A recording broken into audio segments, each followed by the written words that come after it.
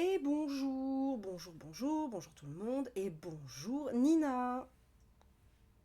Bonjour, bonjour à tous. Eh ben voilà, ça marche super. Attends, je baisse un peu ton micro parce que il marche super bien. Donc, ce qu'on va commencer par faire, c'est te présenter un petit peu. Donc, du coup, Nina Gorlier, autrice de romans. Alors, pas que, parce que j'ai vu qu'il y avait quand même au moins une nouvelle. Mais du coup, moi, j'ai eu le sentiment que tu faisais du fantastique. Est-ce que j'ai bon ou pas? Oui, il n'y a pas que, disons que je suis dans l'imaginaire. Donc il y a des œuvres de fantastique qui vont être publiées aux éditions du Chat Noir. J'ai deux novellas, donc j'ai Miranda et Sous interdit immortel. Donc c'est des formats courts entre le roman et la nouvelle. Et du côté de Magic Nord Édition, je fais plutôt de la fantaisie.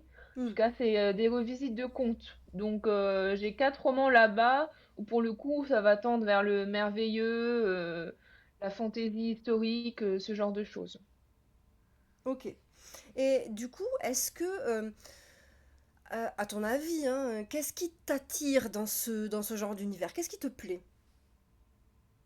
Ah, j'ai quasi toujours lu de l'imaginaire. Je crois dès que j'étais petite, enfin, ma mère, elle m'a fait découvrir le film Willow quand j'étais toute petite, Ah, de Ron Howard avec voilà les univers avec une sorcière qui transforme des chevaliers en cochons, eh une oui. princesse, bébé, perdu, ce genre de choses, d'aventure et tout. Et elle avait aussi toute la série de BD Torgal. Je sais pas si tu connais. Si, si. Et l'Enfant des étoiles qui mélange en fait la mythologie viking et la science-fiction. Alors je pense que j'ai découvert ça beaucoup trop jeune, mais bon, c'était chez mes parents, donc je me suis plongée là-dedans. Voilà, et après, bah, naturellement, je me suis tournée vers l'imaginaire. J'ai pas lu les Harry Potter, moi, quand j'étais petite, je suis passée à côté de ça. Mais voilà, c'était vraiment tout ce qui était magie, fantaisie, dès le plus jeune âge et bah c'est resté, je sais pas pourquoi, j'aime bien tout ce qui va être littérature blanche, c'est pas quelque chose que je déteste, toi, mais naturellement j'en lis peu. Peut-être parce que les univers d'imaginaire, ça nous permet aussi de dépasser le réel et d'explorer d'autres choses autrement. Moi, j'ai un peu de mal avec les gens qui considèrent que la fantaisie, par exemple, c'est pour les enfants. Oui, oui. Est-ce que c'est c'est une façon, détournée en fait, c'est une métaphore, du notre monde réel en fait. C'est une façon détournée de parler du monde et des fois, Hmm, tout à ça fait. permet de toucher, aussi, ju justement certaines choses qu'on peut pas dire de face. Donc voilà, ouais, ouais, quand je suis en salon, des fois, j'ai des gens qui quand je suis sur Magic Nord édition, par exemple, leur stand, j'ai des gens, des fois, qui ont cru que c'était pour les enfants parce qu'on faisait des réécritures de contes, par Ouais. exemple.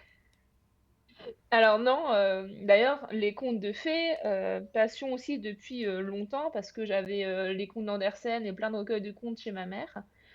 Et si vous vous souvenez des contes de Grimm, Perrault, tout ça, vraiment les versions de base et pas les adaptations Elles qu'il y a eu sont par Disney horribles. notamment. Elles sont horribles.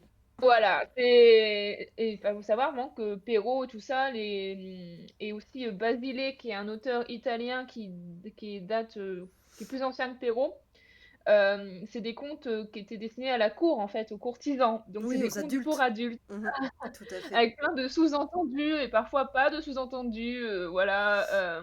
Donc à ne pas mettre ça entre les mains de tout le monde. Oui, non, c'était pas du tout des textes pour enfants, effectivement, mais c'est vrai que c'est quelque chose qu'on a oublié parce qu'après, bon, il y a eu, il me semble que c'était au 19e siècle, que le changement a commencé, on a commencé à utiliser ça comme des contes moralistes et à les utiliser pour justement Mm. les enfants, etc. Et c'est vrai que du coup, on est resté là-dessus, mais au départ, effectivement, c'était quand même des choses absolument affreuses et qui étaient à la fois des histoires divertissantes et des textes politico-satiriques. Voilà Mm. quoi. Donc C'est effectivement, on c'est s'en est vrai que beaucoup éloigné. on remarque déjà la différence entre les versions de Perrault et de Grimm, hein, ce qui est intéressant, c'est qu'il y a plusieurs contes écrits par plusieurs auteurs. Il y a déjà une réécriture dès l'époque. Et si on compare bah, une version connue, Le Petit Chaperon Rouge de Perrault et celui de Grimm, bah, chez Grimm, donc 19e siècle en Allemagne, ils rajoutent le chasseur qui va tuer le loup et sauver la petite fille et la grand-mère, ce qui n'est pas du tout le cas Oui, chez non. Perrault. À la fin, elle meurt. Donc voilà, et après, on a aussi Andersen au 19e siècle, qui lui va apporter aussi une certaine dimension morale et religieuse dans certains de ses textes. Voilà, les textes finissent pas forcément bien. Je pense à La Petite Sirène, au Petit Soldat de Mm. plomb. Ouais. Mais il y a ce côté rédemption à travers la religion. La Petite Sirène meurt, mais si elle fait des bonnes actions, peut dans 100 ans, elle obtiendra une âme et elle ira au paradis. Ce genre de choses, voilà, qui n'avaient pas forcément quelques siècles auparavant. Ouais. Donc c'est très intéressant et moi c'est un corpus de textes qui me passionne et voilà, quand j'étais petite, c'était ça et la mythologie grecque. Voilà. Et je pense que ça a aussi beaucoup influencé mon rapport à l'imaginaire parce que les mythologies grecques, mythes, métamorphoses, dieux, tout ça, c'est Mm. passionnant aussi, quoi. Ah oui, puis alors, en termes d'imaginaire, il y a quand même un matériel extraordinaire. Il y a énormément de choses dans la mythologie grecque, quoi. On peut dire qu'ils ont, ils ont bien poncé le sujet. Ouais. Et il y a énormément de choses, effectivement, entre des gens qui se transforment, des créatures mi-animales, mi-humaines, plein de choses magiques. Enfin, il y a de quoi faire dans la mythologie. J'adore qu'il y a des explications. Il y a un mythe pour expliquer quasi tout. Il y a un mythe qui explique pourquoi le corbeau est noir. Il y a un mythe qui explique pourquoi sur la queue du paon on dirait qu'il y a des yeux. Enfin, il y a des mythes pour tout, quoi. Et j'adore le mythe de la Voie lactée. Enfin, ils vont trouver des explications pour tout ce qu'il y a autour de nous. Et puis, bien sûr, enfin, les épopées grecques et les aventures des héros Mm. et des dieux. Enfin, c'est passionnant et c'est tellement à la base de enfin, de la culture occidentale en tout cas. Ouah, ah, Ouais. si tu Non, me c'est branches vrai. là-dessus, je peux en parler pendant des heures. Mais écoute, on fera peut-être un sujet là-dessus à un autre moment, pourquoi pas, parce qu'effectivement, je pense que c'est très très intéressant, hein, ça, de toute manière. Mais du coup, pour en revenir à l'écriture et vraiment au tout début, euh, à ce qui te permet de te lancer dans l'écriture de quelque chose, c'est l'idée. Et toi, du coup, tes idées, est-ce que tu sais un peu comment tu les as et surtout comment tu les gères? Est-ce que tu les écris sur des carnets? Est-ce que tu les gardes dans ta tête? Est-ce que tu mets ça sur des papiers volants ou sur l'ordinateur? Comment tu gères les idées? Comment elles arrivent et comment tu les gères? Alors, quand une idée arrive, alors des fois, ça peut être, je vais écouter un podcast et ça va parler de quelque chose. Je vais, enfin, tu vois, aller dans une exposition, un musée. Enfin, tu sais, des fois, c'est un détail, ça me fait, oh tiens, et si je fais... Et tu vois, le détail me donne une idée et l'idée va me donner un concept. Genre de choses, des fois, c'est sous la douche quand je me promène ou Oui. pour mes réécritures de comptes, c'est un peu plus, enfin, c'est l'idée je vais lire un conte, ou relire un conte, redécouvrir un conte. Je dis, tiens, comment je pourrais le détourner et le réadapter avec des propos de notre temps, ou ce genre de choses, tu vois. Et une fois que j'ai cette idée-là, alors, enfin, quand c'est une idée, un concept, je vais la laisser dans ma tête germer. En gros, si c'est juste, enfin, si c'est une idée qui va rester en tête en fait et je vais y repenser, tu vois, elle va me travailler tout ça. Là, je me dis ah, je tiens à quelque chose, tu vois, Ouais. si je l'oublie, c'est Ouais. bon bah le problème se pose pas si je l'oublie, je bouge, sais plus c'était quoi, mais bon. Et là, en fait, ouais, souvent je vais noter sur des, alors j'ai des carnets aussi, ça c'est pratique quand je pars en vadrouille, quand je suis en déplacement. Mais sinon, j'ai aussi sur mon ordinateur, j'ai un dossier avec, bah, pour chaque roman, projet, j'ai un dossier. Et du coup, quand là, je sens qu'il y a un truc, qu'il faut que je commence à brainstormer pour que l'idée devienne vraiment que l'univers secret, que les personnages prennent existence. Là, je vais ouvrir un dossier et je vais faire des fichiers de texte, de notes, je vais faire des fiches personnages, des fiches univers. Et après, ça découle sur l'écriture d'un plan détaillé, puisque moi, je suis de la team architecte. Ah, ah, J'imagine que tu es familière avec, tout à fait. avec ces... Donc, ouais, je suis pas paysagiste comme Magali Lefebvre, je suis pas jardinière. Moi, je suis architecte vraiment, mais vraiment. la plus architecte, tu vois? À quel point je fais des plans détaillés, mon plan détaillé peut faire 50 pages parce Waouh! que je vais écrire chapitre par chapitre en fait. Donc, imaginons mon roman va faire 25 chapitres. Déjà, je sais que l'histoire va faire 25 chapitres, tu vois, dans ma tête. Tout que je découvre vraiment comme ça. Et donc, je vais chapitre 1, titre du chapitre, et en dessous, je vais faire un descriptif de la scène ou des scènes du chapitre. Donc, je vais peut-être Mmh. faire un petit descriptif des lieux, des personnages présents, de qui fait quoi. Mais vraiment, c'est vraiment, oui, c'est ça, c'est un descriptif très, très précis de ce qu'il va y avoir. Des fois, je vais avoir des dialogues qui vont me venir. Donc, je vais déjà noter des morceaux de dialogue et tout. Ouais.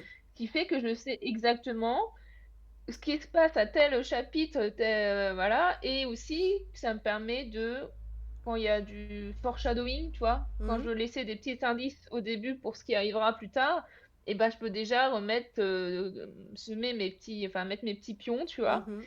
Et après, en fait, c'est ça qui est plus long pour moi parce que bah, des fois je recommence, des fois ça me convient pas parce que là je suis vraiment dans la phase de création pure. C'est comme un G0 en fait parce que vu qu'il fait bon 50 pages et que les chapitres sont très détaillés, bah, c'est comme si j'écrivais vraiment un brouillon de mon roman, tu vois? Mmh. Ouais. Et après, une fois que c'est OK, là, je vais me mettre à la rédaction du premier jet. C'est peut-être voilà, en tout cas, je vais le mettre en forme Mmh. et là, du coup, je vais être plus rapide parce que j'ai juste à reprendre chapitre par chapitre et mettre le style dessus, quoi, développer davantage, bien sûr, mais avec le style qui va avec et voilà. Mais est-ce que tu fais ça dans Donc tu le vois, même là fichier ou dans un autre? Par exemple, quand tu vas passer du G0 quand tu vas passer du premier, enfin oui, du G0 au G1, est-ce que tu fais ça dans un nouveau fichier ou est-ce que tu reprends ton fichier G0 pour le formaliser, pour retravailler dessus? non, je vais vraiment ouvrir un autre fichier. Généralement, j'ai un dossier à chapitre et du coup, j'ai un fichier chapitre 1, un fichier chapitre 2, etc. Ah, ok. Donc vraiment, et donc en fait, j'ai mon fichier G0 qui est ouvert et à côté, j'ai ma page Word pour le chapitre que je suis en train d'écrire. Et ce que je fais, c'est que j'ai un code couleur. Donc à chaque fois que j'ai écrit tel passage, et bah, dans le G0, je vais le souligner en rouge en mode ça y est, je sais où j'en suis. Ce qui fait que visuellement, ça me permet de voir aussi comment j'avance. Et j'ai aussi, Hmm. des fois, je m'écoute, je me dis, je suis un petit peu, j'abuse un peu, mais je sais un fichier en fait, où je fais une barre de progression. Parce que vu que je sais exactement combien de chapitres va faire mon roman, Ouais. je peux dire exactement, bah là, j'ai écrit 27 du roman, par exemple. Parce que j'ai écrit tant de chapitres sur le nombre final, quoi. Et Hmm. moi, j'aime bien voir comment je progresse. Ouais, mais je comprends ça parce que c'est tellement... Enfin, je sais qu'il peut y avoir des moments difficiles dans l'écriture, des moments où on se dit, oh là là, j'ai pas avancé, je fais rien, c'est terrible. Mais le fait d'avoir une barre de progression, bah, potentiellement, ça t'évite de vivre ça, quoi. Tu te dis, ah bah non, j'ai fait ça, j'ai avancé, ma barre de progression, elle progresse, enfin voilà. Donc du coup, ça c'est quand Mm. même... Enfin, j'imagine que c'est quelque chose qui est positif et qui fait du bien, que tu te dis, ah ben voilà, j'ai avancé, ah, cool. Oui, c'est un peu le fait de savoir que la destination, enfin, Ouais. tu sais où tu vas, voilà. Après, je suis pas jardinière, donc j'ai jamais vécu ça. Le fait de vraiment de commencer un roman sans savoir la fin, comment, tu vois. Moi, j'ai vraiment ça, et je sais que des fois, c'est vrai, t'as raison, il y a des moments de découragement. Alors souvent, pour moi, ça va être vers le milieu, tu vois. Ah oui, Parce comme qu'au tout le monde, début, quoi. Le milieu, c'est affreux. t'as toujours au début, t'as l'effervescence du truc, quoi. Ah, tu Ouais. commences un nouveau projet, ouais, ouais. Et tu en mode: «Ça a l'air génial mon idée et tout» et au milieu, tu es en mode: voilà. Et puis quand tu arrives vers la fin, tu dis: «Ah, c'est bientôt la fin, je touche au but» et Oui. puis, souvent, la fin, c'est là où tout va se dénouer, c'est le dénouement, c'est dans le mot, hein. Tout va se rejoindre, c'est le climax, j'adore, tu vois? Ouais, mais souvent, c'est ça. Souvent, il y a cette énergie du début. il y a un regain d'énergie vers la fin, à différents moments selon les auteurs, mais il y a un regain d'énergie vers la fin. Et souvent, le milieu, c'est dur parce que euh, enfin, c'est ce moment où ben, on est en plein dans le truc. Il faut trouver l'énergie de continuer dans cette espèce de bourbier dans lequel on s'est mis sans perdre le fil et tout, et en se disant oh là là, mais j'ai encore tout ça à faire, mais j'y arriverai jamais. C'est Mmh. dur. Mais toi, le fait que j'ai déjà écrit mon plan détaillé, mon G0, j'ai mon ça va être plus dans, ouais, la tonne de travail qui va me rester à faire, Mm. dans l'écriture, enfin, la rédaction. Mais après, mon histoire, je sais qu'elle Oui, où tient, ça en va. fait, qu'elle est là, tu vois? Donc c'est confortable. Je sais qu'il y Oui. a un sol sous mes pieds, quoi, que je vais Ouais. pas, m'effondrer et tout parce que voilà, au moins le plus dur a été fait. Mais par contre, du coup, moi, la phase la plus difficile pour moi, que c'est vraiment j'aime pas, c'est, le second jet, enfin le la Ouais. réécriture, enfin la correction, Mm. parce qu'il faut toujours enfin, on n'envoie jamais un premier jet, en soumission, par exemple. Donc, moi, je vais tou une fois que le premier jet est fini, je vais le laisser reposer quelques jours, quelques semaines. Ouais. Je vais le retravailler encore une fois avant de l'envoyer au bêta lecteur et tout. Et là, et ben, en fait, alors généralement, j'ai pas tant de retravail que ça, à moins que je me sois complètement plantée. Et j'ai pas tant de travail que ça, parce que vu que je l'ai déjà écrite presque 2 fois, en fait, j'ai déjà, fait Ouais. mon plan mon G0 et après j'ai fait mon premier jet. Donc ça veut dire que le texte, je le connais et vraiment les gros problèmes narratifs, là, les blocages et tout, bah, a déjà été, vraiment, enfin la pierre a déjà été taillée plusieurs fois et on a une tu vois, on a une statue assez lisse quand même là, maintenant. Donc c'est généralement, ça va être des corrections, heu, Plus pas rapides, stylistique. mais il y en a toujours, mais stylistiques et tout. Enfin, je sais que je passe moins de temps en correction, que, mes amies jardinières par exemple, Mm. qui tu vois? Mais par contre, vu que ça a été quand même été écrit 2 fois presque, se replonger une troisième fois dans ce texte et troisième fois, ça c'est le minimum parce qu'après, bah, va falloir le retour des bêta lecteurs et tout. Enfin, Ouais. le roman, enfin, tout auteur sait qu'un roman, tu vas le lire, plein de fois et du coup, il commence à te sortir par les yeux, Les quoi yeux, et c'est à ouais. ce moment-là, tu te dis: «Mais enfin, mon idée, elle est pas si originale. Ah, et tu commences à te dire: «Ah, en fait, ce roman-là, que tu as l'impression que c'était exceptionnel quand tu as commencé à l'écrire, là, Ouais. tu en commences à tu en peux plus» et moi, je sais pas toi, mais moi, souvent, j'ai 46 idées à la fois dans ma tête. Du coup, j'ai déjà envie, de passer limite à autre chose parce que je sais que j'ai Ouais. d'autres projets qui m'attendent, Oh là là, mais j'ai oui. une liste, moi. Je sais juste ce que je vais écrire jusqu'en 2027 au moins. Donc donc j'ai «Ah bah, vivement que je passe à autre chose, que je l'envoie en soumission ou en bêta lecture», ça et comme ça entre temps, bah, dès que quand tes bêta lectrices, elles le lisent, je peux commencer un autre projet, tu vois? Donc il y a ce côté-là, ouais, des fois, faut se reposer dessus, enfin prendre le temps de recorriger tout parce que, bah, c'est essentiel en fait, donc c'est Ouais, cette partie-là que je préfère le moins. ouais, mais après, je suis d'accord. Il y a deux choses qui sont super difficiles. Après, ça dépend aussi beaucoup de nos tempéraments. Mais il y a le côté, il faut avoir de la patience. Parce que Mmh, c'est un processus qui est long. Notamment bah, quand tu es dans la phase d'écriture. Hein, ce fameux moment où tu es dans le milieu et tout ça, ça c'est dur. Et il faut savoir être patient et se dire allez, mais si, faut en passer par là, etc. Euh, et puis en même temps, résilient, tu vois, parce que effectivement, tu vas devoir recommencer et recommencer et recommencer. Et ça, très vite, ça peut te taper sur le système, quoi. C'est pas évident du tout à gérer. oui, ah, je suis d'accord, c'est le monde de l'écriture, c'est un monde qui est très lent, hein. Rien que le fait d'écrire un roman, et après bon, il y a je parle même pas du processus de si tu veux le faire publier.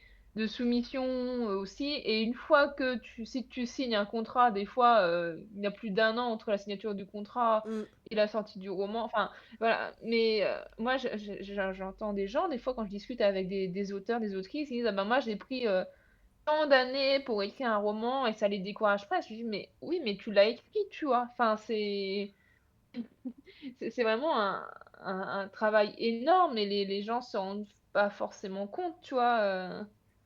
Et ouais, ouais, Mmh. c'est un travail sur le enfin, c'est de l'endurance, quoi. C'est sur la durée, quoi et Ouais, ouais, c'est ça peut être long, quoi. ouais, Mmh. ouais, ouais. C'est pour ça que moi après tu vois, il y a aussi des choses que j'ai écrites et qui sortiront jamais parce que ben potentiellement ça n'a pas intéressé les éditeurs et moi j'ai pas ni l'énergie ni l'argent pour le sortir en auto-édition.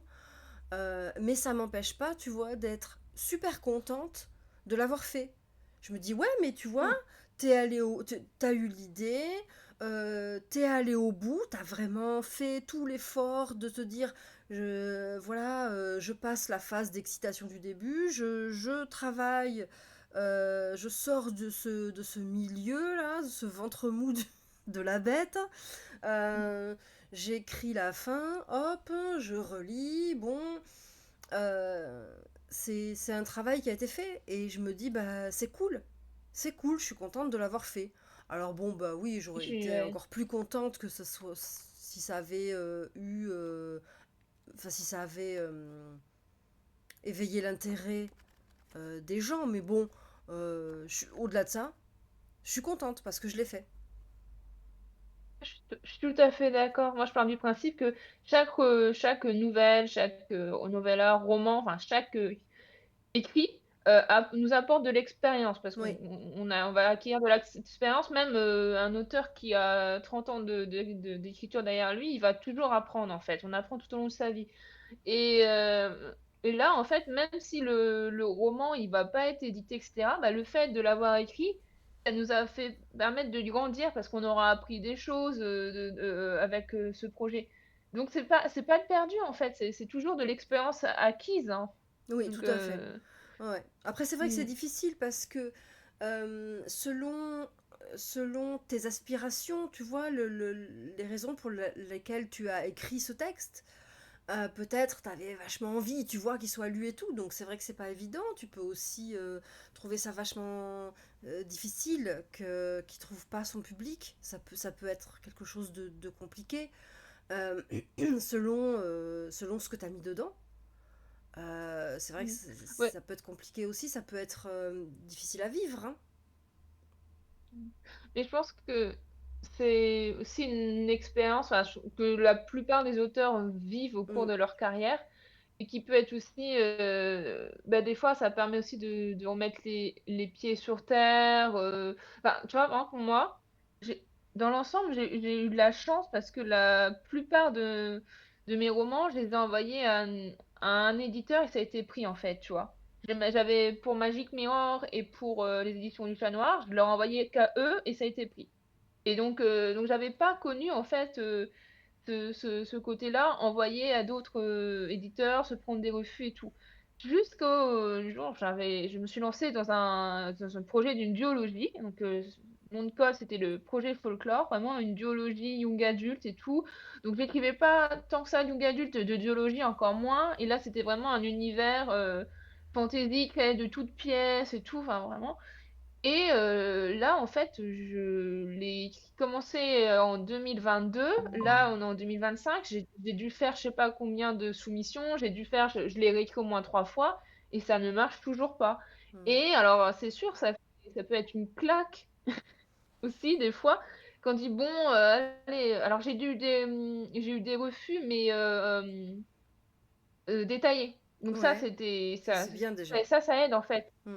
J'avais eu un entretien avec une maison d'édition qui m'avait dit: «Ah bah, on peut si on retravaille tout ça», j'ai retravaillé, je leur ai envoyé et finalement ils m'ont dit: «Non», tu vois? Ouais, Donc ça sur le coup, ça te coupe un peu les ailes, quoi, ouais, mais en même temps tu te dis: «Il y aurait eu pas eu de potentiel, ils auraient pas pris le temps de me rencontrer, pour, discuter», tu vois? ouais. Donc voilà et ce fait-là, en fait, ça m'a beaucoup remise en question et tout et là maintenant j'ai décidé pour l'instant de le mettre aussi de côté parce que, bah, j'ai eu d'autres opportunités qui se sont présentées, d'autres projets et tout, d'autres envies et ça f je pense que ça va faire du bien qu'il reste, quelques années de côté parce que là, tu vois, ça va faire déjà, allez 6 mois que pour l'instant il est en pause et bah, en 6 mois, j'ai déjà, plus de recul et je sais déjà, j'ai d'autres envies, j'ai d'autres idées et je vois des défauts que je ne voyais pas avant. Ouais. Donc je pense que c'est essentiel vraiment de le mettre dans un coin et peut-être que j'ai tout peut-être pas l'expérience encore pour faire un projet de cette ampleur, c'est une duologie, pour l'instant, j'ai fait que des one shot, tu vois? Donc c'est ça je pense que c'est sur le long terme, ça va cette expérience-là qui m'a paru être un échec sur le coup, va m'être, bénéfique, je pense. Mais moi, je crois que, tu vois, on a tous, notre cerveau, il a une façon de fonctionner. Et quand on veut sortir un peu de ce schéma, c'est forcément difficile. Donc, tu vois, moi, c'est pareil, je me rends bien compte que dans ce que j'écris, j'ai des limitations. Il y a des choses que j'aimerais faire, mais c'est pas comme ça que mon cerveau fonctionne de prime abord, quoi. Et je dois l'entraîner à travailler autrement, à faire d'autres choses, à sortir de sa zone de confort. Et bah, je pense qu'effectivement, ça demande du temps, ça demande de l'entraînement. Et bah, forcément, je me dis, tu vois, il y a des coups d'essai et des choses, on les tente. Et puis bon, bah, c'est pas bon du premier coup, mais comme tu disais, hein, c'est quelque chose qui te fait avancer dans la bonne direction. Donc Mmh. voilà, c'est un processus, quoi. Et c'est vrai que parfois c'est difficile parce qu'il faut aussi avoir un mental assez fort euh, et ou potentiellement être entouré de gens qui vont pouvoir te soutenir pour pouvoir traverser ces périodes-là et se dire, bon, ben c'est pas grave, voilà, c'est que un pas vers cette chose que j'ai envie d'accomplir. Mais c'est vrai que bon, bah, c'est dur hein, de passer les phases de découragement parce que c'est super facile de se décourager. Mmh. Mais c'est vrai, en plus, l'écriture, c'est une activité, c'est un métier qui est très solitaire. Bon, parce qu'il y a l'aspect, aller rencontrer les lecteurs en salon, en dédicace et cetera, mais il y a toute la partie qui est beaucoup plus grosse, c'est vraiment, quand on est seul face à son écran et des fois il y a des moments de découragement parce que tu es tout seul et tu vas te prendre la tête sur des petits trucs des fois et là, cette année, là, en 2025, j'ai, tenté une nouvelle chose, c'est l'écriture à 4 mains. Donc Hmm. avec une amie, autrice, Nora Lake, on a eu un projet et on s'est vu pendant une retraite d'écriture et sur un coup de tête, on a eu: «Allez, si on écrivait ensemble?» et l'idée est venue tout de suite et tout et ça a été j'ai tellement bien vécu l'écriture de ce roman parce que, bah, déjà, je partage ça avec une amie, donc ça aussi, c'est super de partager une telle expérience Hmm. et en fait, il y a jamais eu de découragement parce qu'on était toujours en train de se hyper nous 2 entre: «Ah, c'est super ce que tu écris, ouais, j'ai trop hâte de voir ton chapitre». On faisait vraiment ping-pong.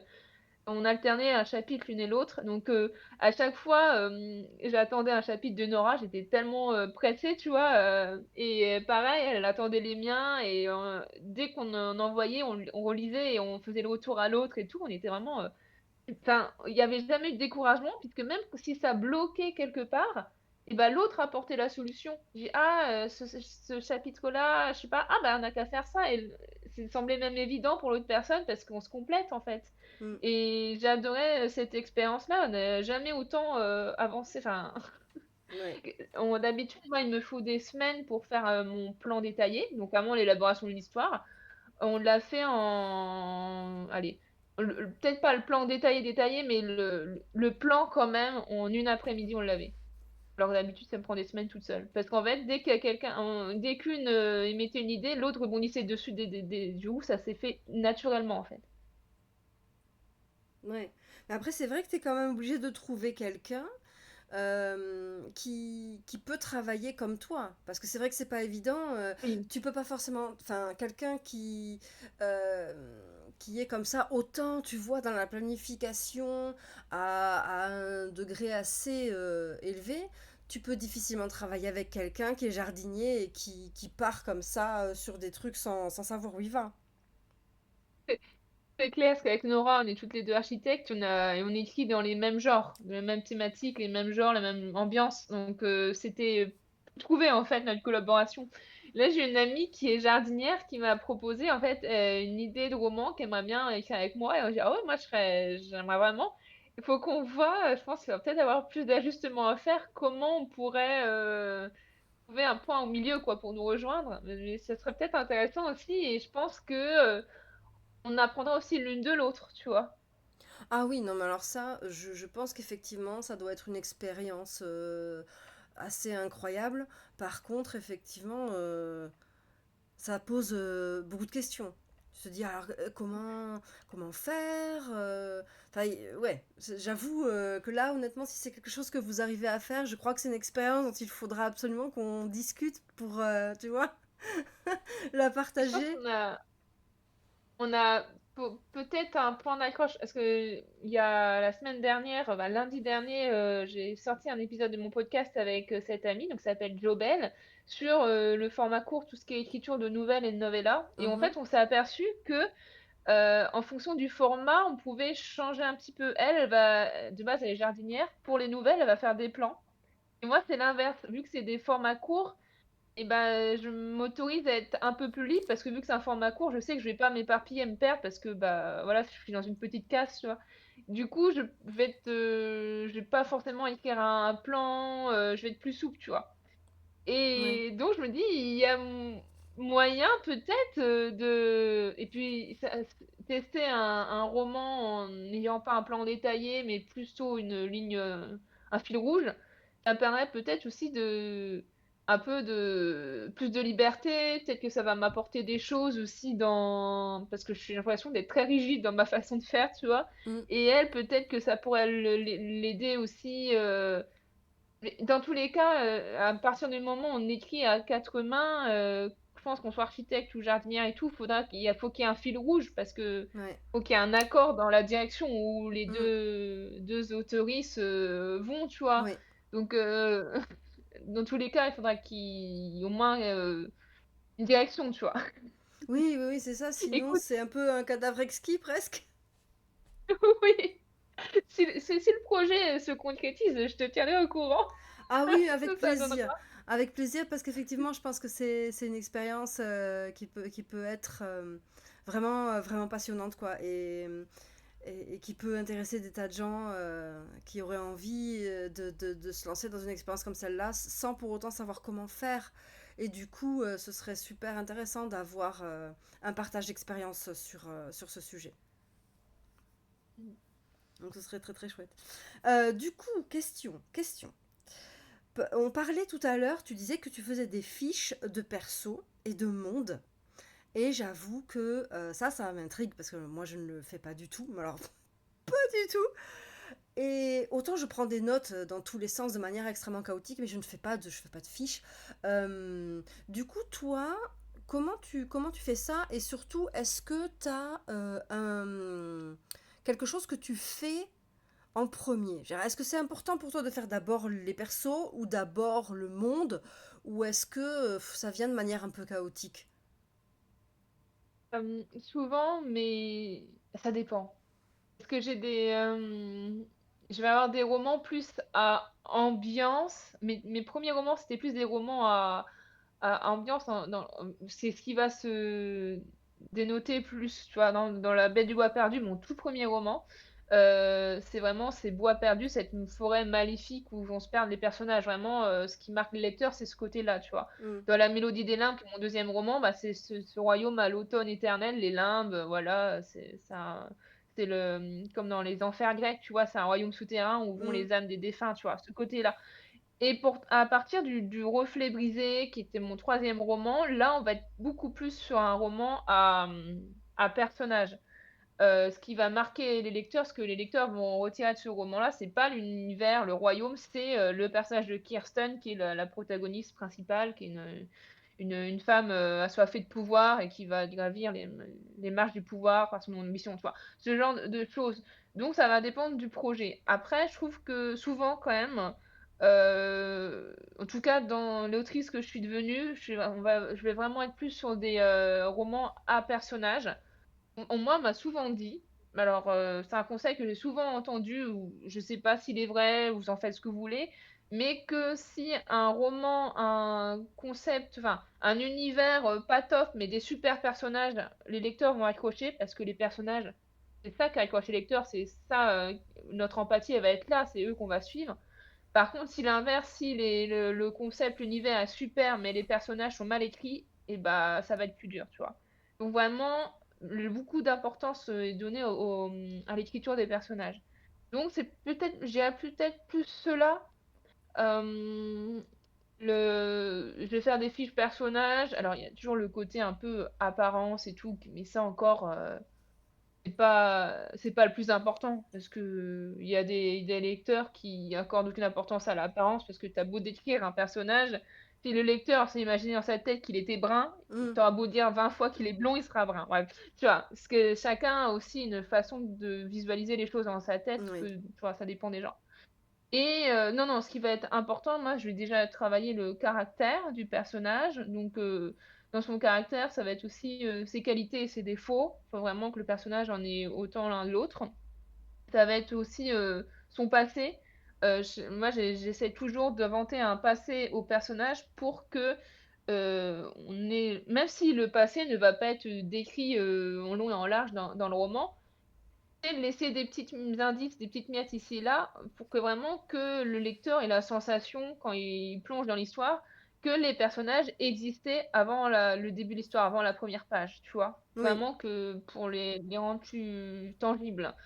Et il y a aussi très important, dans la fiche personnage, de mettre une partie sur les relations qu'il a avec les autres personnages, parce que le roman, ça va être vraiment un réseau en fait. C'est les personnages, mais un personnage tout seul ne fonctionne pas. C'est comment il va interagir avec le monde, avec les autres personnages qui est très important en fait.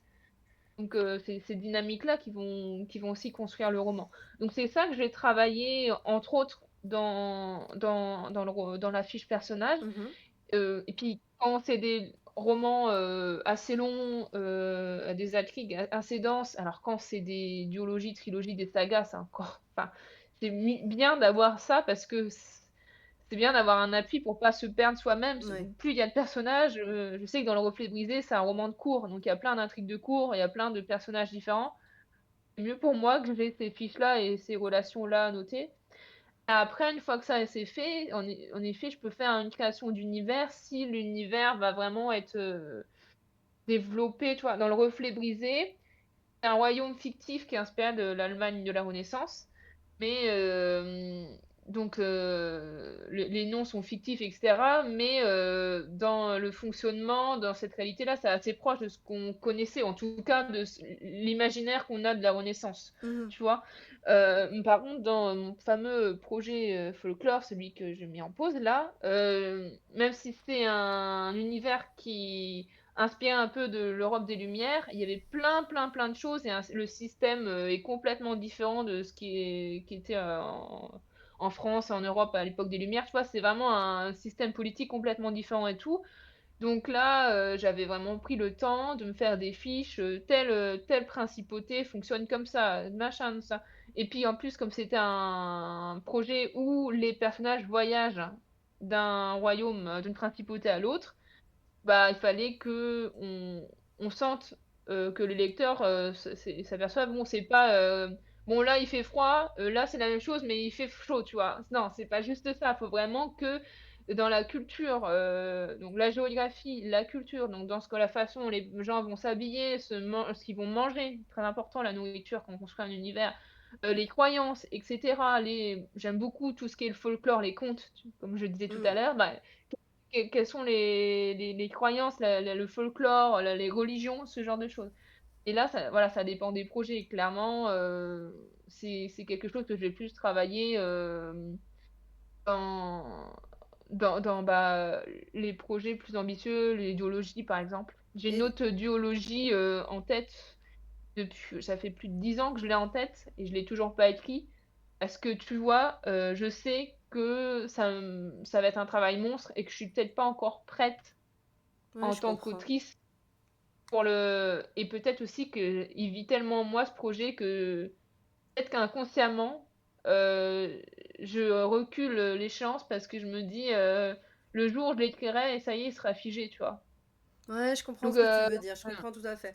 Mais tu vois, Ouais. étrangement, moi, je pense que j'ai commencé par ça. Le premier truc que j'ai vraiment écrit, pas le tout premier, parce que le tout premier, c'est quelque chose que personne ne verra jamais. C'était un... Mais ça m'a tellement appris, c'était très, très intéressant. Je pense que c'est grâce à cette immonde chose que j'ai pu ensuite vraiment écrire quelque chose qui ressemblait à un roman. Mais j'ai vraiment commencé par un univers.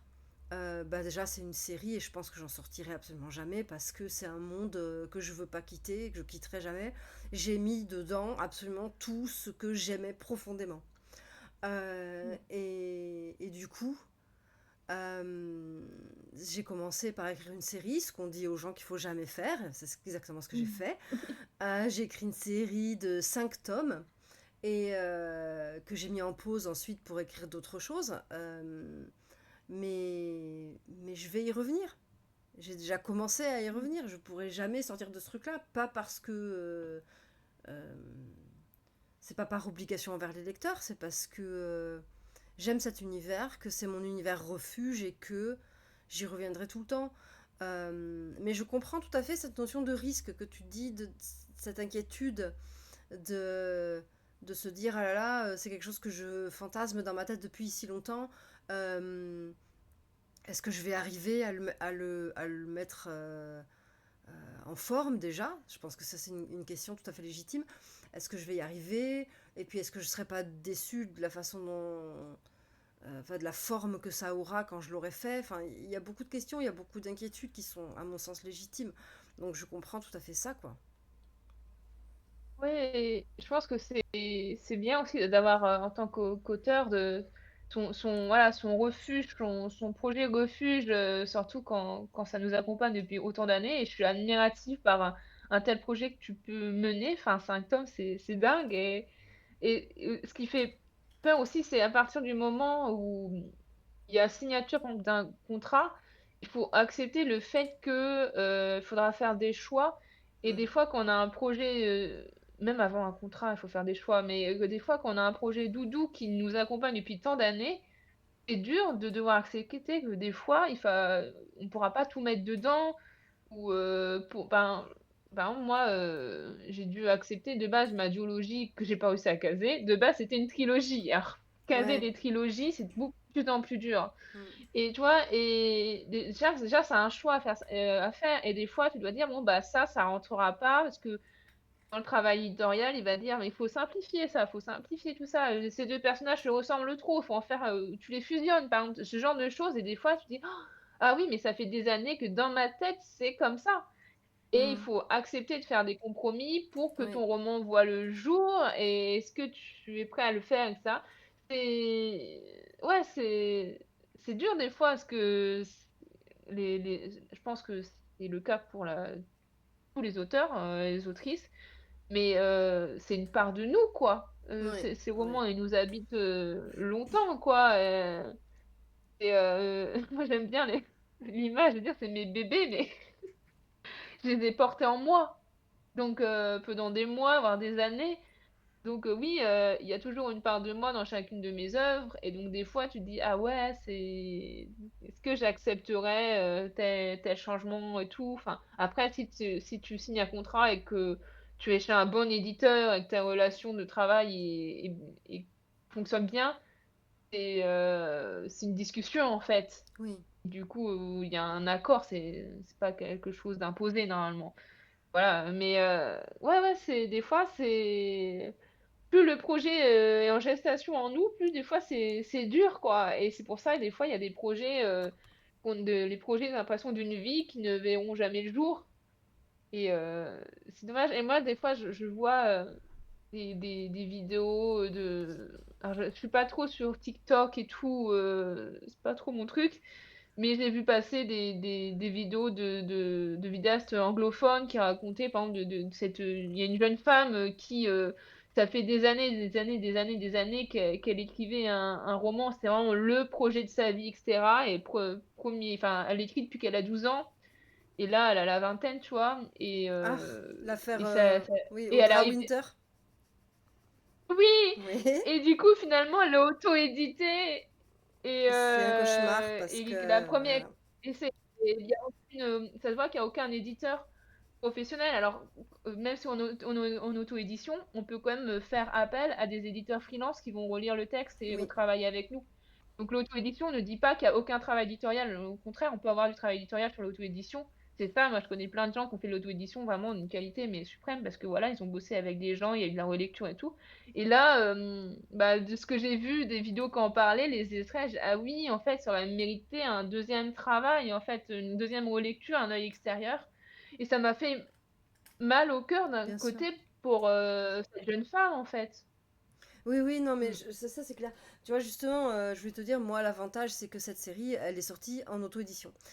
Parce que, bah, du coup, je peux faire absolument tout ce que je veux, je peux sortir autant de tomes que j'ai envie, voilà, je fais ce que je veux. Mm. Donc ça, c'est vrai que c'est pour moi une sécurité énorme, parce que le nombre de fois où j'ai discuté avec des auteurs ou des autrices qui m'ont dit oh là là, j'ai tellement les boules parce que sur tel roman, je voulais que ce soit une série, mais l'éditeur il veut pas sortir de tome 2 nanana, et tu vois que ça leur brise le cœur, et moi ça me ça me touche forcément parce que je comprends complètement ça, et je me dis je suis tellement contente au final d'avoir cette série en auto-édition, parce que bah, personne ne m'impose rien, du coup je fais ce que je veux. Alors c'est vrai que ça a des, des défauts, ce système, parce que effectivement ben, du coup tu dois payer de ta poche, hein, ces professionnels qui vont travailler sur ton roman, que ce soit les, les gens qui vont faire potentiellement de la bêta lecture professionnelle, les relecteurs, les correcteurs, les illustrateurs, enfin tous ces gens qui sont aux frais de l'éditeur. Bah là, l'éditeur, c'est toi, donc voilà, il faut composer avec les avantages et les inconvénients de l'auto-édition. Et effectivement, je comprends tout à fait ce que tu disais sur Audra Winter, c'est que la difficulté, c'est que, ben, moi, le sentiment que j'ai après avoir regardé énormément de choses sur ce sujet, c'est que elle a eu des gens qui lui ont fait des retours et qu'elle n'a pas voulu les écouter. Et que du coup, elle en paye le prix, et que maintenant, elle est obligée bah, de retourner j'ai envie de dire, enfin, de remettre ça euh, sur le bureau, sur le plan de travail, quoi, et de dire, ben, il faut peut-être que j'écoute ces gens-là, parce que du coup, là, je me fais découper en tranches, quoi. Et c'est vrai que c'est très dur, parce que effectivement, il doit y avoir, de la souffrance de sa part, parce que ce projet auquel elle tient, c'est exactement ce que tu disais, c'est ce projet qu'elle a depuis des années, comme toi tu disais, ouais, j'ai ce truc dans ma tête depuis 10 ans, ben voilà, elle, c'est exactement ça qui s'est passé, ce truc qu'elle avait depuis 10 ans dans sa tête, elle l'a écrit, elle l'a sorti, et ça s'est fait démater. Et ça, en tant qu'auteur, c'est dur. Même si on considère qu'effectivement, il y a eu un gros problème d'ego chez elle parce qu'elle n'a pas voulu écouter les gens, euh, bah, il y a quand même effectivement ce truc où, en tant qu'auteur, on ne peut avoir que de l'empathie et se dire arf, dur, dur. Effectivement. Si on se projette là-dedans et qu'on s'imagine soi-même être à ce point critiqué, même si c'est à juste titre, hein, c'est dur. C'est dur. Tu te dis, waouh, j'aimerais pas que ce soit moi, quoi. Voilà. Mm. Bah, c'est ça, ouais, c'est le retour de bâton enfin, des réseaux sociaux. Les réseaux sociaux, c'est top aussi pour les personnes auto-éditées, puisque c'est une plateforme qui est dingue pour, genre, regarde TikTok, enfin, ces vidéos, elles faisaient pas mal de vues. Mais d'un autre côté, c'est la contrepartie aussi, c'est que quand tu peux être aussi jeté en pâture au Ouais. retour, parce qu'avec les réseaux sociaux, maintenant, il y a plus de... Enfin, le lien est direct, en fait, tu as les retours en pleine face.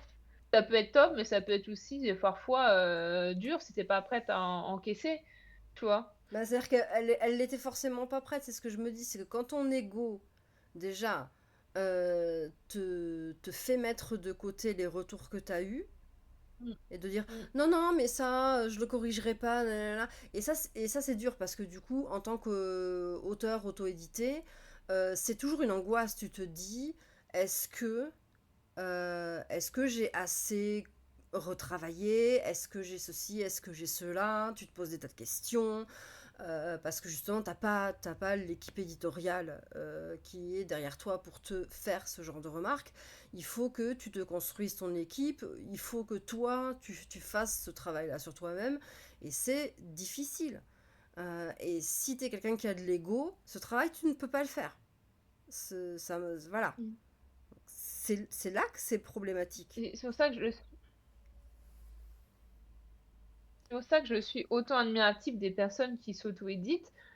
Moi, je sais que je n'aurais jamais les épaules pour faire ça parce que tu es pas seulement, autrice, tu es également enfin, tu dois gérer, tout le côté, bah, éditorial, donc le côté moins sexy, de l'édition d'un livre, tout ce qui va Mm. être la maquette, gérer la couverture et Oui, cetera. aussi. Après, il faut le livre faut donc gérer l'imprimeur, gérer la communication, enfin, travailler dans la commu faire la communication d'un livre, c'est un métier, en fait.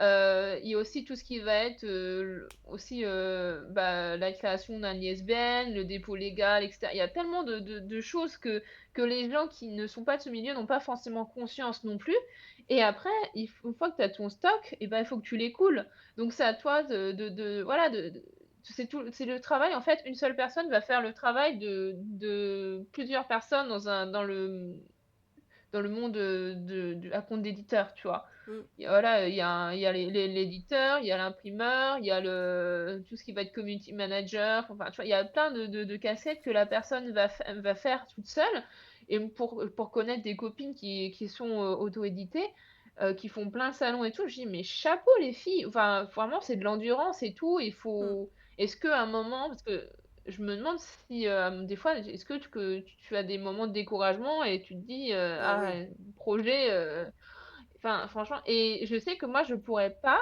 parce que j'aurais besoin de quelqu'un pour me dire: «Oui, ça va», pour m'aider, pour, m'épauler et pour me dire des fois, j'ai besoin de quelqu'un qui me dit: «Non, mais là, Nina, ça va pas» et Mm. c'est pour ça que ça me rassure aussi d'être, chez un et puis c'est d'être chez un éditeur. On m'a demandé pourquoi, et le folklore, tu voudrais pas l'auto-publier si tu arrives à le caser nulle part? Je dis: «Ah non, enfin, non, j'aurais besoin de quelqu'un aussi pour me délimiter, pour me dire stop quand ça va pas et tout» et et puis aussi, j'avoue qu'à compte d'éditeur, il y a aussi ce côté un peu ce confort aussi de prendre moins de risques. Parce que c'est pas toi qui vas engager des frais, en fait, c'est ton éditeur. Bon après, il y a d'autres, il y a des avantages et des inconvénients partout, mais tu vois? Mais moi j'avoue que c'est pour moi, c'est plus confortable d'avoir quelqu'un aussi qui va prendre en main mon projet Bien et sûr. faire en sorte que tu vois? Mais oui, mais je suis d'accord avec toi, J'avoue que ouais. c'est un confort. C'est complètement un Mmh. confort, c'est hyper rassurant. Moi, je sais que les quelques expériences que j'ai fait comme ça, d'être édité à compte d'auteur, donc avec un éditeur qui faisait tout le travail que je fais moi d'habitude quand je suis euh, auto-édité, donc à compte d'éditeur, euh, franchement, c'est génial. C'est génial. Déjà parce que c'est super d'avoir quelqu'un qui croit en ton texte, qui l'a choisi, qui a décidé d'en acheter les droits, qui s'est dit moi j'aime ce livre, j'y crois, je veux le sortir dans ma maison d'édition. Alors déjà, je trouve que c'est quelque chose de super, c'est une expérience qui est géniale à vivre parce que tu te dis c'est super, et mon bouquin il n'existe pas encore sur les étagères et pourtant il y a déjà quelqu'un qui y croit, et ça c'est génial, et qui l'aime, et qui se dit bah voilà écoute, on va travailler ensemble pour qu'il soit encore meilleur. Ça c'est génial, c'est quand même un truc extraordinaire. Et du coup après ben oui, t'es pas tout seul. Il va y avoir cette personne qui va être là, qui va lire ton texte, qui va annoter, puis qui va être prêt à en discuter avec toi, qui va pouvoir te dire ah ben là tu vois potentiellement ça pourrait être meilleur si tu faisais ci, si tu faisais ça, ah ce passage là tu vois il est vachement bien. Enfin ça c'est incroyable quoi. Mmh. Ouais, je suis d'accord. Mmh. Et du coup c'est vrai que c'est un confort incroyable, c'est une expérience qui est très chouette. Alors effectivement, il y a aussi des moments où on peut se prendre la gueule avec son éditeur, hein. Enfin, je dis se prendre la gueule. C'est pas toujours quelque chose de, de violent ou quoi, mais il y a forcément des moments où on n'est pas d'accord.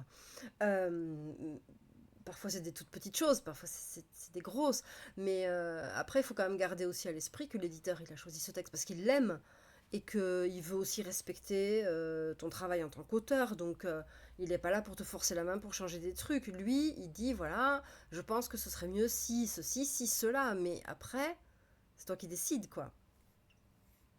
Mmh. Oui, oui, il va pas, acquérir les droits d'un livre, pour, le saborder normalement. Normalement, oui, effectivement. Normalement. Je vois pas l'intérêt pour lui, quoi. Donc ça, non, ça c'est Mmh. très chouette. Le travail éditorial, euh, même s'il peut faire peur sous certains aspects, parce que c'est vrai que c'est pas évident de confier ton texte, de se dire oh là là, il y a quelqu'un qui va me demander de changer des trucs. Mais en même temps, c'est un travail qui se fait dans l'intérêt du livre. Et c'est vrai que parfois, c'est pas évident parce qu'il faut savoir prendre ce recul et c'est dur. Parfois c'est dur. Je comprends tout à fait que ce soit pas quelque chose de facile à faire parce que on est très investi euh, dans ce qu'on a écrit. Et bon, parfois, lâcher l'affaire sur certains trucs, c'est pas évident.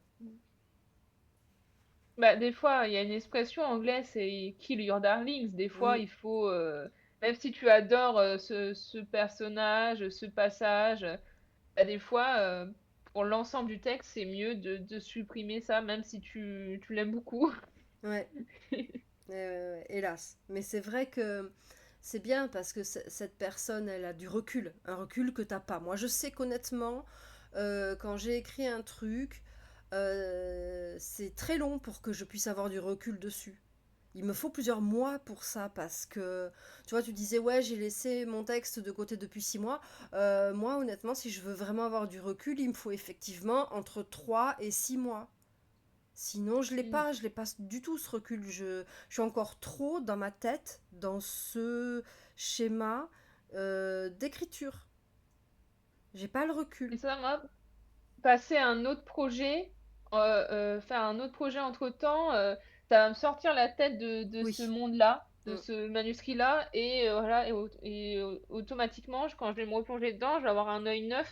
mm, tout à fait, ouais. C'est moi, c'est très important, c'est pour ça que le fait que des fois, je fais en plusieurs étapes, bah, ça me permet, tu vois, là, je travaille en ce moment, je suis sur, j'étais sur les corrections, du 4 mains. Je suis sur le premier jet, de mon prochain, one shot et en même temps, je commence déjà un peu à brainstormer, planifier un prochain projet et en fait, je peux faire ça parce que je suis à plusieurs étapes, en fait Mm, oui. et des fois, si je bloque sur un, je peux aller: «Bon, bah, maintenant, je vais planifier, l'autre projet en plus qui a rien à voir niveau ambiance». Ça et ça me permet un peu de si je bloque, bah, je vais pouvoir avancer, autre part donc créativement, je vais Ouais. toujours, progresser. Ouais, j'avoue que Mmh. moi, j'apprécie de travailler comme ça aussi parce que le fait de bloquer sur un truc, c'est déjà un sentiment extrêmement désagréable. c'est c'est vraiment pas quelque chose de... Voilà, c'est pas un truc que j'aime ressentir. Surtout qu'en plus, ça me donne l'impression de perdre mon temps et ça, c'est encore pire que tout pour moi, hein, sur le plan personnel. Euh, donc, ouais, ça c'est vraiment très très chouette de pouvoir passer d'un truc à l'autre quand on a la capacité mentale de faire ça, parce que c'est vrai que je comprends aussi que ce soit pas gérable pour tout le monde. Mais quand on peut le Oui, faire, oh là là, ça, c'est libérateur. Moi, j'y vois quelque chose de libérateur. oui, puis bien sûr, comme tu dis, c'est pas forcément donné à tout le monde et c'est pas grave en fait. Moi, j'ai vraiment du mal avec un conseil que j'avais beaucoup entendu à mes débuts, c'est: «Il faut écrire tous les jours». Mm, Et ça me enfin, je comprends l'idée, mais c'est pas forcément vrai parce que ça peut être rapidement culpabilisant pour les gens qui n'ont pas le temps parce que, bah, dans leur journée, ils ont un travail, une famille, d'autres choses ou parce qu'ils ont pas forcément l'énergie, tu vois? Et non, en fait, l'idée, pour rester, c'est vrai qu'il faut avoir une certaine régularité, mais si tu n'écris pas tous les jours ou si tu ne bosses pas sur plusieurs projets en même temps, c'est pas grave en fait. C'est juste avoir un rendez-vous, tu vois, si c'est pas quotidien, hebdomadaire ou même mensuel et tout, mais genre tu te fais un week-end tous les mois où tu fais que ça, ou alors tous les week-ends, enfin tous les samedis, tu te fais une plage, tu vois, ce genre de choses. C'est pas forcément tous les jours, mais tu as quand même une régularité et ça va devenir un rendez-vous et tu vas avancer petit à petit, et voilà. Et c'est ça, chacun, fait comme il peut et il y a autant d'auteurs, de façons d'avancer qu'il y a de lecteurs et Oui. de comment dire? De rythme de lecture, j'ai plus le terme que je voulais, Oui. mais tu Non vois? mais tout à fait, De parce que enfin, je suis tout à mmh, fait d'accord, parce que moi je sais que par exemple, je peux pas écrire tous les jours. Il faut que j'ai des moments où j'écris pas. Parce que mon cerveau, il a mmh, besoin de se reposer. J'ai besoin de pas moments totalement. sans écriture. Parce que sinon, mon cerveau, il est complètement saturé, il est fatigué, et voilà, il y a plus de jus, il y a plus rien. J'ai besoin de moments sans écrire. Je fais autre chose, j'ai plein d'autres trucs, voilà, que j'aime faire et tout, mais des moments où je n'écris pas, j'en ai besoin. Ah oui, bah ça, c'est enfin, le cerveau, c'est un muscle en fait aussi. Donc des fois, il faut l'entraîner, voilà, mais il faut aussi enfin, se reposer et c'est comme tout. Enfin, et puis l'écriture, c'est aussi un travail en soi. C'est pas, même si vous n'êtes pas auteur ou autrice professionnelle, c'est quand même une activité qui demande du travail, qui va vous prendre de l'énergie mentale et physique, etc. Et donc, il faut prendre du repos, des pauses, sinon vous Mm. allez exploser. Enfin, disons, ça peut être dur, hein, et je pense que certaines personnes, des fois, alors, le syndrome de la page blanche, moi, j'ai jamais trop eu ça. J'ai eu la chance de pas vivre ça pour l'instant, mais je me demande si des fois c'est peut-être dû à ça aussi, peut-être trop de grosse pression ou trop de grosse fatigue et tout, et que des fois, il faut savoir, je sais pas si toi tu as déjà vécu ça par exemple Céline, mais Ben, il faut savoir des fois prendre une pas, pause et ouais, respirer, ça il faut et pas des fois ne pas écrire sous-estimer le pendant des stress. semaines, ça ouais. Il faut pas sous-estimer le stress, la pression. La pression, c'est quelque chose de terrible. Et moi, je sais que j'ai eu un moment dans ma vie comme ça où effectivement, j'avais tellement la pression, je me mettais la pression de me dire, il faut absolument que tu écrives, il faut que tu écrives, il faut que tu écrives. Et ce truc, il te met tellement la pression que du coup, tu es là, oui, d'accord, il faut que j'écrive, mais quoi? Quoi? Enfin, Mmh. ça oblitère tout, quoi. C'était pas bien du tout, ça, non? J'ai pas aimé. Je recommande pas, c'était pas bien. Pas aimé. Ouais, j'ai eu ça et c'est une pression que je me mets toute seule, mais ça commence à aller mieux. Mais moi, pendant longtemps, j'ai eu le côté si j'écris pas, non, c'est pas si j'écris pas, si je ne publie pas, c'est encore plus tendu puisque la publication, ça ne dépend pas que de moi, hein. Ça dépend aussi de personnes qui vont accepter de publier mon projet. Et j'étais en mode si je ne publie pas, les gens vont m'oublier. Mais la folie, quoi. Maintenant, je me dis, mais Hmm, Nina, la pression du dingue. Parce que oui, ouais, je comprends ça. mon premier roman est sorti en 2018. J'ai eu une période très difficile dans ma vie qui fait que j'ai pas pu écrire pendant longtemps. Et donc après, mon deuxième est sorti en 2021. Mais à l'époque, j'étais une bébé autrice encore, donc j'étais pas en mode, tu vois, j'étais dans mon coin et tout ça. Et puis à partir du moment où j'ai commencé après 2021, 2022, j'ai eu deux romans qui sont sortis en 2022 et tout. Et là, j'ai commencé à avoir les projets, les opportunités commençaient à s'enchaîner. Et après, j'ai eu une période où, pendant une année, j'ai rien eu finalement. Et là, j'étais en train de me dire, ah, mais les gens vont. Non, mais n'importe quoi, Lina. Déjà, rien que le fait d'avoir publié un seul roman, c'est déjà dingue. Et j'arrivais plus, en fait, à me satisfaire de ce que j'avais Ouais, accompli. je suis tout à Et fait c'est pas d'accord. parce que. Est-ce que je pense qu'il y a une pression aussi de ce côté-là? Ouais. On me dit souvent, oui, la durée de vie d'un livre en librairie est très courte, ce qui est vrai. Avec toutes les sorties, le marché du livre est saturé en France. Mais d'un autre côté, ok, peut-être que la durée de vie en librairie est très courte, ok, mais d'un autre côté, à partir du moment où le livre a été acheté, là, il va pas être lu tout de suite. Des fois, il va être sur l'étagère de quelqu'un, peut dans plusieurs semaines, plusieurs mois, plusieurs années et des fois, il va continuer quand même à vivre. Enfin, une personne va lire un livre que tu as publié il y a des années et donc il vit encore, il y a encore des lecteurs. Mmh. Donc les gens vont quand même continuer à parler de ça entre eux ou avec toi.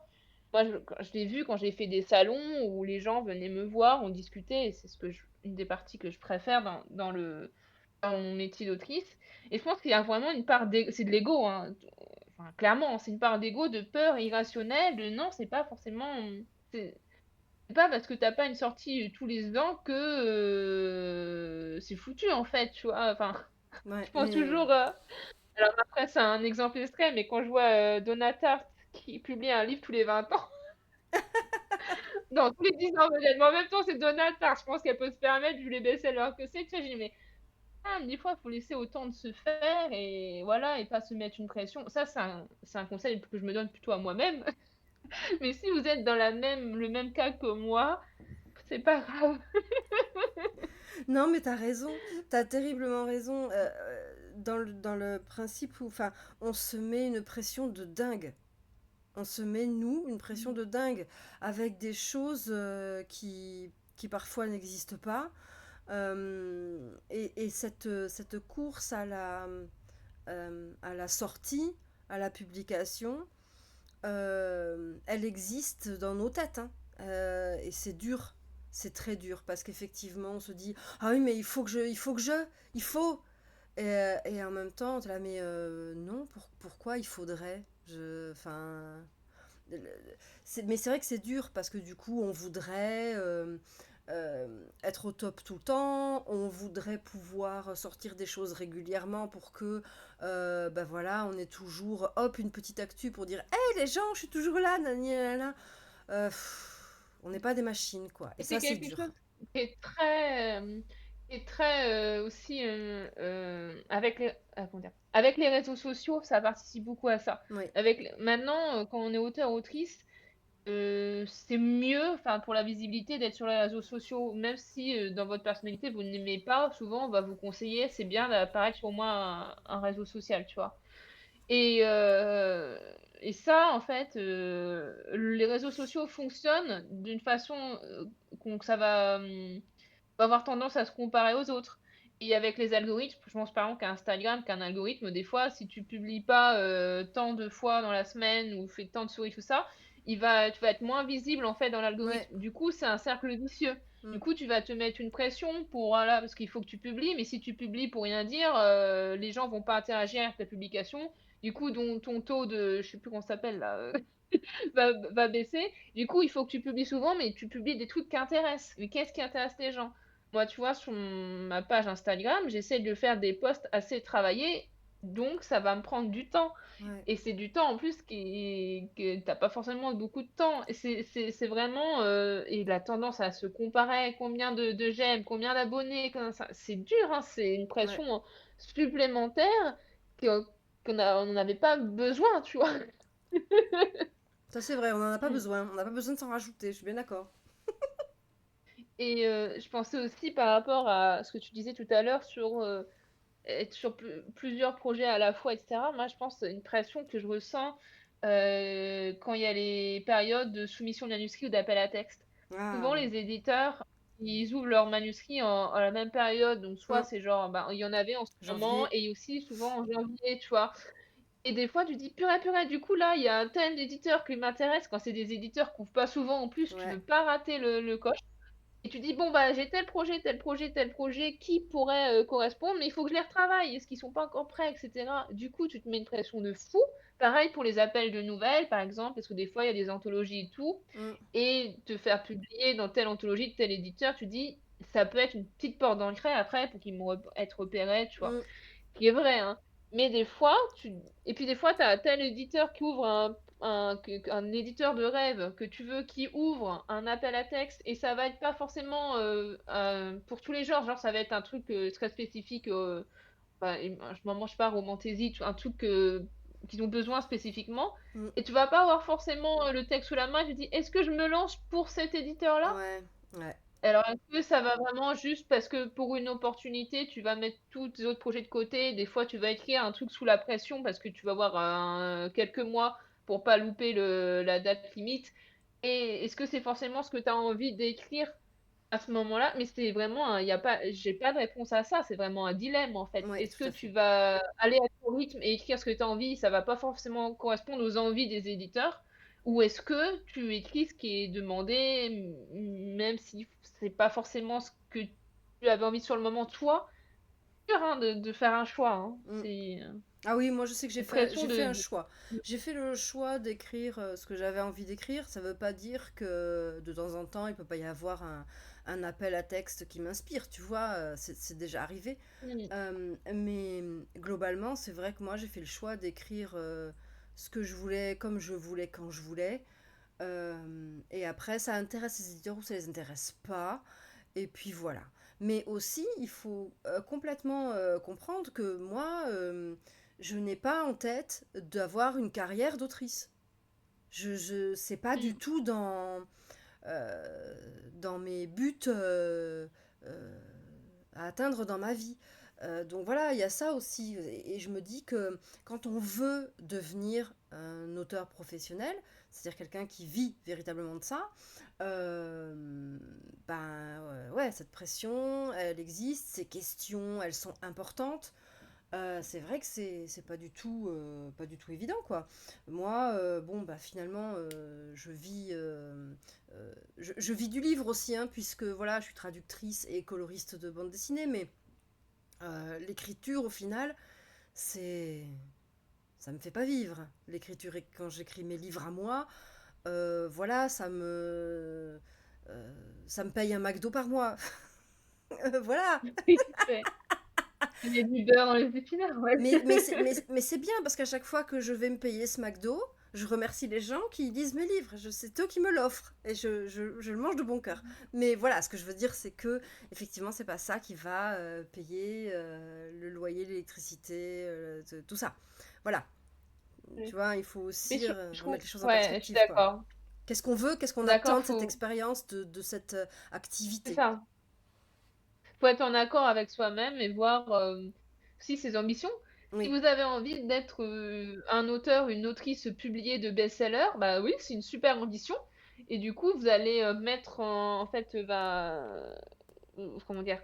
Vous allez tout faire pour aller dans ce sens-là et c'est super, ça, c'est très moteur et cetera, mais c'est aussi OK de vouloir écrire dans son coin, pépère et tout, enfin ouais, ouais. et aussi, et moi je dis aux gens parce que moi des fois je rencontre des gens qui disent: «Ah mais je ne suis pas auteur, autrice» et je discute avec la personne et la personne me dit qu'ils ont écrit des livres. Je dis: «Bah si, tu es auteurice en fait, tu as écrit il est c'est pas parce qu'il est pas publié ton roman que tu ne qu'il n'existe Oui, je pas». suis bien d'accord. Donc si tu écris ouais, tu vois? Et rien ça peut rien que finir un roman, c'est déjà une très belle ambition, et je suis admirative parce que je sais le travail que c'est d'écrire un roman et d'aller jusqu'au bout et et moi je te reconnais dans ce que tu dis.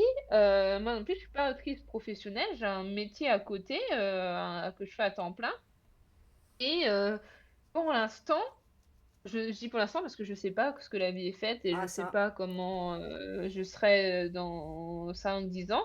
Mais pour l'instant, cet équilibre me suffit parce que j'ai la chance, aussi d'avoir un métier qui me permet d'avoir quand même du temps pour écrire. J'ai mon week-end et bah, je suis prof en collège, donc j'ai quand même les vacances scolaires ou ce qui fait que, je sais que j'ai plus de temps libre dans cette période-là que des autres personnes. Ça, j'en ai conscience et justement, je suis heureuse d'avoir, cet équilibre qui se fait puisqu'en plus je travaille au CDI, donc je suis professeure documentaliste, donc j'ai un lien avec les livres et les jeunes. Donc quand tu écris de l'imaginaire et quand tu veux t'intéresser à ce que lisent les jeunes, les young adultes, jeunesse et tout, c'est j'ai vraiment chanceuse de pouvoir faire ça, tu vois? J'adore et d'un autre côté, faut savoir qu'en France, quand même, le métier d'artiste-auteur est très précaire. Oui, très. Alors je sais que c'est très idéalisé. Moi, j'ai des élèves sous Mimi qui me quand ils apprennent que j'écris des livres, ils ont des étoiles dans les yeux. Et il y en a souvent, ils me demandent: «Mais madame, pourquoi vous travaillez au collège? Vous Oui, écrivez des livres?» c'est Et ça les mignon. étonne ça et donc voilà, en mode, je sais pas, ils doivent croire que je suis, autrice de best-seller, non, malheureusement. Et donc, vraiment, j'ai ce confort-là de d'avoir quand même, je peux écrire en ayant à côté un salaire qui tombe tous les mois, un salaire stable et un salaire, quand même confortable pour mon niveau de vie, qui fait que je peux, continuer ma passion à côté. Mmh. Et ça, je sais que je suis extrêmement chanceuse de pouvoir faire ça. Et quand je discute avec des auteurs, professionnels, ça veut dire qui dépendent en fait de leur travail, de leur écriture, pour, gagner leur vie, j'avoue que moi ça me terrifie un peu. Ouais. Bah, déjà, il y a pas que les droits d'auteur, c'est aussi ils font beaucoup d'interventions, culturelles, Mmh. les dans la en jeunesse, ça va être avec des scolaires, par exemple, et cetera et des fois, c'est souvent même ça qui va alors plus leur apporter. Mais moi, heu, des fois, j'essaie de m'imaginer, autrice à temps plein et je me rappelle la pression que j'ai déjà. Mmh. En étant autrice à côté, je disais que j'avais déjà la pression de sortir, un roman tous les ans, sinon les gens m'oublient. Mais imagine si j'étais autrice professionnelle, parce que là, il y aurait pas que la pression, l'ego de voilà, là, il y aurait, bah, l'argent en fait, Et oui. pouvoir vivre. Bon, il y a des aides qui existent, mais devoir dire, tu vois? Et puis il y a ce paradoxe entre le temps d'écriture et d'édition qui est très lent, on me disait tout à l'heure, et le temps de durée de vie d'un livre qui est en librairie, et cetera, qui est très court. Il y a ce paradoxe-là, tu vois? Ouais. Du coup, la pression que ça doit être, de devoir produire en fait, assez de travail, d'œuvres pour, répondre à tes besoins, enfin pour que le pour pouvoir, vivre de ta plume. Ah mais oui, mais parce Et que moi je j'aurais crois que les peur. gens comprennent pas une chose et c'est normal parce que du coup, personne n'en parle jamais, mais un livre que tu auras mis, j'en sais rien, 6 mois, 1 an ou 2 ans à écrire, bah, au final, quand tu vas signer un contrat, heu, on va te verser un avaloir qui va faire quoi? 1 500 € ? Mmh, mmh. Et ça, Ouais. c'est quand tu as un avaloir. Bon, ça dépend des maisons d'édition. C'est quand tu as il y en a certaines qui proposent même pas d'avaloir. Oui, parce Donc, qu'elles sont trop petites et bon qu'elles ont pas les moyens. ouais. Mmh. Mais quand Hein, t'es chez quelqu'un, bon voilà, qui est un peu implanté, machin, mais qui est pas non plus une maison gigantesque, mais disons, voilà, tu signes quand même chez quelqu'un qui est un peu implanté dans le milieu. Bon, ben voilà, si tu signes un bon contrat, ouais, tu touches 1000 ou 1 500 €. Et ça, c'est juste un mois de vie, en fait. Du coup, comment ça. tu vis avec Et ça? Enfin, il faudrait que tu sortes un livre mais par mois. mais les gens réalisent pas, aussi quand je discute avec mais c'est normal, hein, quand tu es pas dans le milieu du livre, tu as plein de choses que tu ne sais pas ou des choses que tu comment dire?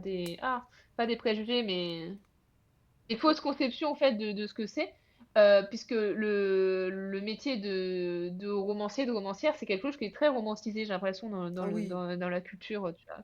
Et les gens quand tu dis: les droits d'auteur généralement c'est une fois par an que ça tombe». Bah oui, Oui. c'est pas tous les mois généralement et tu vois? Et du coup, c'est toute une organisation de vie quoi et enfin j'aurais peur moi que ça me rajoute une pression supplémentaire, Ah oui. une pression qui pourrait justement me freiner dans ma Ouais, créativité. tout à fait. Ou alors, en mode, parce qu'il y a aussi des éditeurs, des auteurs qui fonctionnent par commande aussi. Mhm. Et donc en mode, c'est l'éditeur: «Est-ce que tu pourrais m'écrire un livre sur tel sujet? Est-ce que tu» voilà, tu vois? Et ce qui est bien aussi pour les auteurs du coup, parce qu'ils ont aussi des contrats en fait, ils peuvent signer, sans avoir déjà le manuscrit écrit. Bon, ils Ouais. s'engagent après, mais voilà. Et ça, par exemple, ça pourrait me terrifier, je pense. Donc après, bien sûr, je me projette de quelqu'un qui est pas concerné, qui vit pas ça, puisque je ne suis pas autrice professionnelle et je serais curieuse aussi, enfin, d'en reparler avec des auteurs professionnels, comment ils le vivent au jour le jour. Mais encore une fois, c'est quelque chose dont je suis admirative. Et autre point aussi par rapport à tout ça, j'aurais peur de vivre que de mon écriture, que ça m'enferme en fait. Il y a toujours le côté, rencontrer les auteurs et tout ça, déplacements et tout. Et moi, ce que j'aime bien dans mon travail, c'est d'aller au contact des gens. Donc, aller au contact, tous les jours, je vais au collège, je suis au contact avec mes collègues, je suis au contact avec mes élèves et c'est ce que j'adore dans mon métier. J'aurais peur de rester, enfermée chez moi à écrire, à écrire, à écrire, tu vois? Ah, c'est hyper justement, ça rentre peut-être dans la vision hyper cliché que je viens de dire de l'auteur, mais j'aurais un peu peur de ça, tu vois? Moi, Mmh. j'aime bien, avoir, mon rythme, bah, du lundi au vendredi, de 8 heures à 17 heures j'ai cours, quoi et du coup et je vois les gamins, je vois les collègues et cetera et comme je suis en CDI, je fais plein de choses autour du monde de la culture, de la lecture. Tous les jours sont différents et j'adore faire ce genre de projet, tu vois? Me renouveler tout le temps et j'aurais peur, en fait, de perdre ça, d'être tout le temps chez moi, parce que je suis quelqu'un aussi qui peut avoir tendance à procrastiner, tout ça. D'où l'idée d'être hyper organisée dans l'écriture pour, contrecarrer ça. Mmh. Heu, Tu vois, j'aurais peur de me déconnecter un peu du «monde réel» entre gros guillemets Non, mais ça, et c'est encore une fois, vrai. c'est des peurs quoi, c'est des projections puisque je ne le vis pas donc ça Oui, serait pas du tout ça mais quoi. je pense que c'est des questions qui sont, parfaitement légitimes encore une fois parce que, effectivement, c'est des problèmes qui se présentent aux auteurs professionnels. C'est des questions qu'ils doivent gérer, c'est des choses voilà et ça, c'est vrai que, ben, voilà, quand, on veut devenir auteur, il faut se poser la question de quel auteur on veut devenir, quel auteur on veut être. Je pense que c'est quelque chose Mmh. d'important, c'est une question à se poser. Pour notre propre tranquillité d'esprit déjà et se dire bon ben voilà qu'est-ce que je veux faire quels sont mes buts et puis qu'est-ce que je dois faire pour les atteindre parce qu'effectivement voilà le milieu de l'écriture il est pas tout rose et tout ça donc c'est vrai que c'est compliqué. On a bien Mmh. dépassé l'heure de discussion parce qu'on voilà on n'arrête pas de blablater toutes les deux. Mais du coup, avant de dire au revoir et tout ça, est-ce qu'il y a quelque chose qu'on n'a pas dit et qui te tient à cœur, que tu voudrais dire avant de mettre fin à cette incroyable séance? Bah, déjà merci beaucoup pour ton invitation. J'ai adoré parler avec toi, même si j'ai toujours tendance à déborder, tu as pu le remarquer, je parle trop Tu n'es pas la et seule. sinon j'aimerais bien, partager en fait, ma chaîne YouTube. Bien Parce sûr. que oui, comme si j'avais pas assez de trucs à faire, je me suis lancée sur YouTube, la Yes. folle.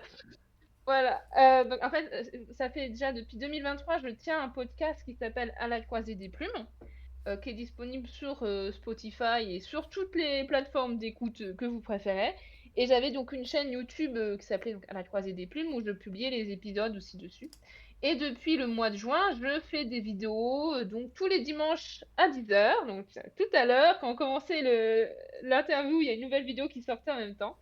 Donc sur cette chaîne YouTube, voilà, vous allez pouvoir trouver des épisodes de podcast, avec des invités à chaque fois où je discute pendant 1 heure et demie au moins. Voilà, sur un sujet, autour de l'écriture. Donc le dernier en date, c'est, le format court, mais on a fait aussi sur, le roman gothique, la fantaisie historique, comment choisir le titre d'un roman, ce genre de choses. Il y a plein, plein de choses dessus et donc maintenant tous les dimanches, sort vraiment, un format vidéo où là je vais parler, plutôt lecture. En fait, le podcast c'est plutôt écriture et les vidéos plutôt lecture et je vais faire des essais vidéo. Par exemple, j'en ai fait un sur, la fantaisie baroque. Qu'est-ce que c'est? Comment ça fonctionne et tout et je fais des analyses d'œuvres françaises de fantaisie baroque. Je fais des vidéos parfois où je parle de mes romans, mais plutôt pour, expliquer ce qui m'a inspiré et du coup faire des recommandations culturelles autour de mes romans. Donc ça parle un peu d'histoire, mais plutôt ça va plus loin, c'est vraiment de la recommandation d'œuvres, de films, de séries, de livres autour d'un univers. Et là, par exemple, la semaine prochaine, je sors une grosse vidéo d'1 heure, sur, la Dark Academia, qui est un genre que j'adore. Ouais. Et donc, ça va parler donc, de l'évolution de la Dark Academia, d'où ça vient, donc je remonte jusqu'au 19e siècle. Après l'essor, très récent sur, les réseaux sociaux, donc qu'est-ce que c'est ce phénomène? Aussi, qu'est-ce que ça dit socialement, de la place, des personnes non blanches dans la Dark Academia et cetera. Plein de choses, enfin et je parle aussi de ce qui se fait en France. un cœur à mettre en avant des auteurs, des autrices francophones. Donc voilà, si ça vous intéresse, c'est À la croisée des plumes sur YouTube. Tout ce qui est écriture et lecture, voilà, rendez-vous là-bas. Eh Et ben sinon, vous super. pouvez me suivre aussi sur Instagram à nina.gorlier, tout simplement, parce que je vais avoir, des actualités dessus, voilà. Bah, très bien, moi j'ai mis le lien Et j'ai fini. dans le chat. J'ai mis le lien dans le chat et puis de toute façon, voilà, vous cherchez à la croisée des plumes sur YouTube et sur Google et pouf, vous avez les résultats, donc ça c'est très bien.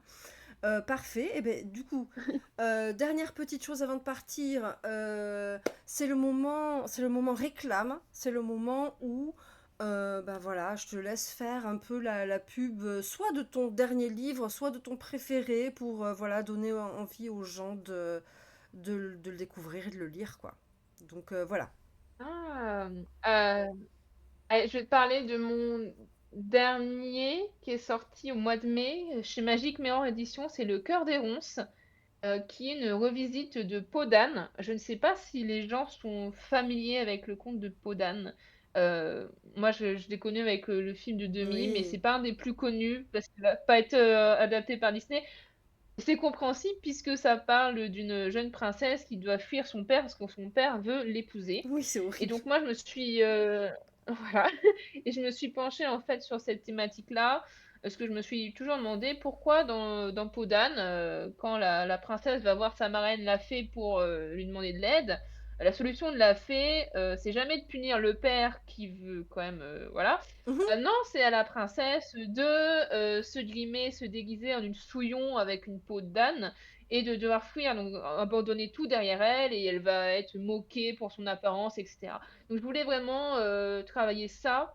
Ce côté-là, en fait, c'est la victime qui va devoir fuir et qui va devoir subir, et le roi n'est jamais puni. Et donc dans Le Cœur des Ronces, ça, c'est un mix entre donc Podane et un côté un peu le songe de nuit d'été de Shakespeare, puisqu'en Mhm. fait, la princesse va littéralement être transformée en âne par sa marraine, la fée des Lilas.